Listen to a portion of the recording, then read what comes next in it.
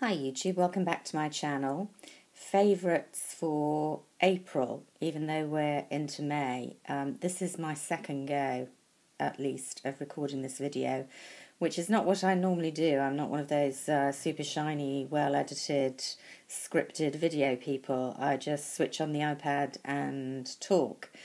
The trouble is I have got a brand new iPad and it gives a much more professional video with brilliant close-ups, and you can see the products really well. So I was super excited when I filmed my favourites last week, but the problems began when I tried to upload to YouTube. I use Capture on iPad. I don't know how to do it any other way. And for some reason, I just can't, well, I can upload to YouTube, but it won't make the video live for some reason. And I haven't got to the bottom of that, so I'm back to my old ancient iPad and my gloriously unprofessionally lit video. Sorry about that, but otherwise you'd just be waiting for the favourites till the trump of doom, and it isn't worth doing that. So let's get in, because I haven't got a huge amount. They're all makeup. From April. Far and away the most used product last month for me was the Tom Ford Soleil Eye and Cheek palette in Solar Exposure, which I did a video on as soon as I got it. I was super excited and I am really enjoying using it. I know it's quite a controversial palette. It's ridiculously expensive, and from that point of view, even though I'm calling it my favourite, I'm not sure I really wholeheartedly would recommend it to anyone.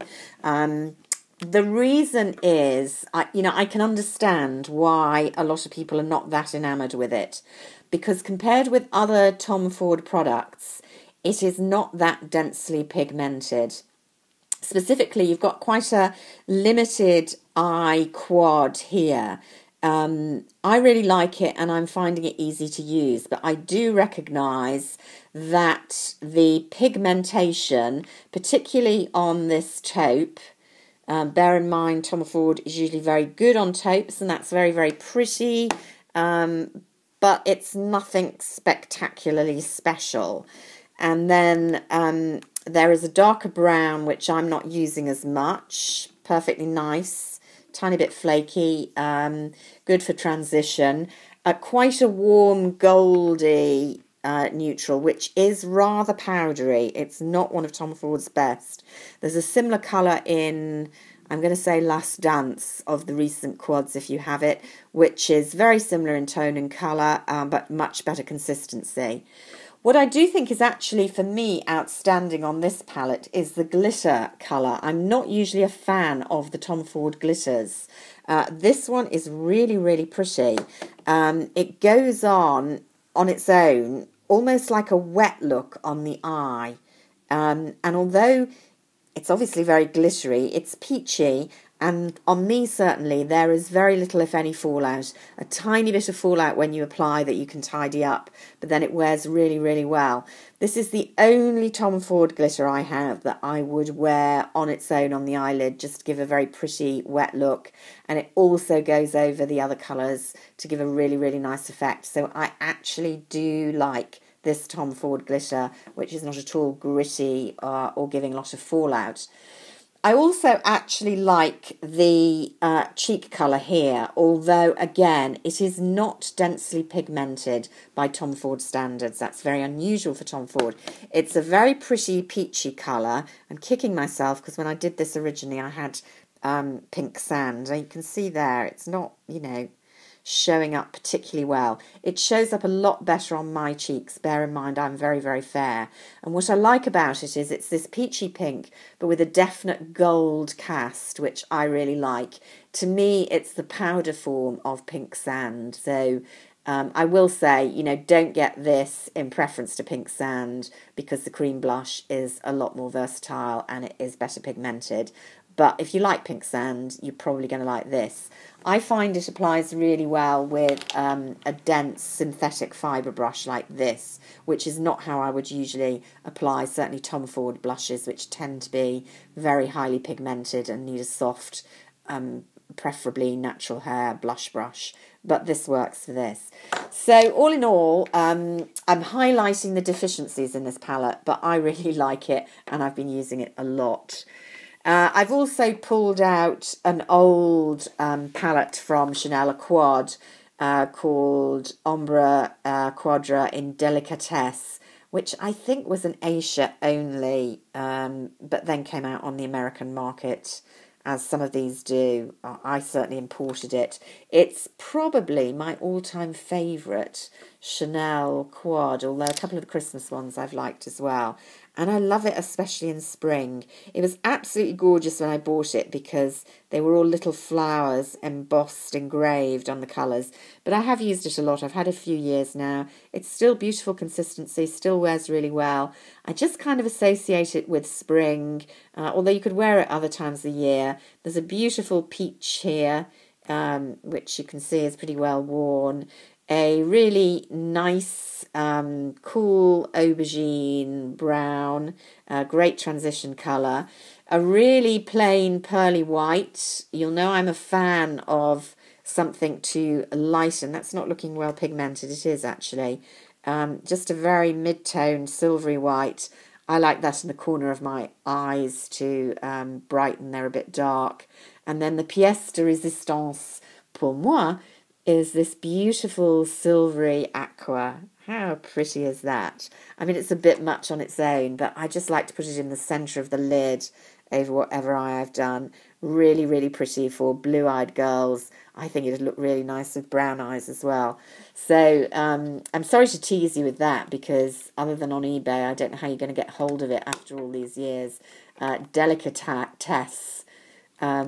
It's my favourite spring palette, and I wore that a lot in April.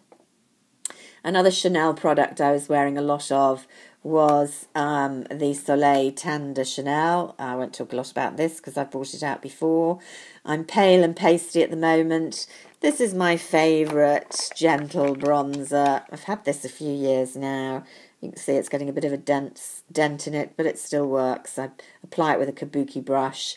Very good tone for fair-skinned girls. Buildable, but doesn't look muddy or orangey. Really nice product, especially at this time of year. I might wear something a bit stronger in the summer, but for just warming up the complexion, it's great. The other thing I was really enjoying in April, and I still am, and it's so unusual for me, is the sudden trend for peachy pinks, blush. There's a lot out in fashion at the moment. I think it's definitely the colour of spring and early summer, certainly here in Europe. If you just go to Zara, you'll see a wash with blush products, and the more upmarket designers are too. And I've just been really enjoying it. I've bought a few key fashion pieces and I've enjoyed using it on the nails. Here's kind of two versions. This one here, which is pink rubber, so the very unusual texture, which I wouldn't normally go for, but I actually really like. This tone on me of blush works really well. It can be a bit difficult for people with kind of pink undertones in their skin like I have. And this is more the kind of real peachy pink that is fashionable at the moment, but frankly all sorts of pinks are. I've also been liking this much more kind of pretty, it's not a Barbie pink, that would be kind of deeper, but a kind of ballerina pink I would call this, rosy pink. I mean, Chanel do loads of them. This one is beige rose from a couple of years ago, and I've been enjoying that. And to go with it, some pink lipsticks. Here's two I picked out from Tom Ford Lips and Lips and Boys and Lips. I've had a bit of a mind block there. Here's a nice kind of blush pink. It's got it's not showing up terribly well there. It's kind of got gold highlights, which I really, really like. I can't wear too pale a pink because it kind of bleaches out my lips. This is a much more pinky pink. This is Jude. I do like this one a lot. A bit deeper there, showing deeper on the hand than it does on my lips. It's a real kind of girly pink. again. So not me normally, but I've just been really enjoying it for the last month. And then finally, I just wanted to highlight the old mascaras, because you'll know if you've watched me for a while, I've talked about this. I'm not one of these people who obeys the rule of throwing out a mascara every month or even 6 weeks on the basis it's hugely unhygienic to use them for longer. I just don't get that. We wear other products just as close to our eyes that we keep for kind of 2 years. So I use mascaras basically until they dry up, or, you know, in other words, or otherwise look a bit yucky. I did, however, throw away a host of mascaras last month and got out 2 new ones, and I did immediately notice a difference. So whilst I stand by my decision that you don't need to throw them away every month for hygiene reasons, perhaps I am going to reconsider throwing them out a bit earlier, because they are not drying up, but kind of depositing less product. Because when I use these new ones, these are my favourite Le Volume de Chanel, which work for me very, very well. The effect was immediately very noticeably different. My lashes were just looking much more luscious and full, so it was definitely time for a new mascara. I tend to buy these in the kind of limited edition colours when they come out. Annoyingly, they don't actually, I think, put them on the bottom. They just put a figure. I know one was the kind of Rouge Noir. I think it's this one that came out at Christmas. And this was a kind of brown one in one of the other collections. I am thinking of getting a black one. I haven't worn black mascara for a long time, but another product I have been using, I haven't got here, is the black eye gel that came out in the Christmas collection, I think. And along with the kind of pink tips and lips, I have been doing a slightly 60s eye, not a cat eye, because my eyelids are too droopy for that, but definitely a bit of black eyeliner, which I previously thought was a bit too harsh, but I've actually been enjoying the look, so I might invest in a black mascara soon. So those, for the second time, are the favourites from April. I will be putting up my empties very soon. I have got some Tom Ford products to show you. I've got some MAC products to show you, and a few odds and sods as well. So I will try and upload a bit more frequently in the next week. So until next time, bye for now.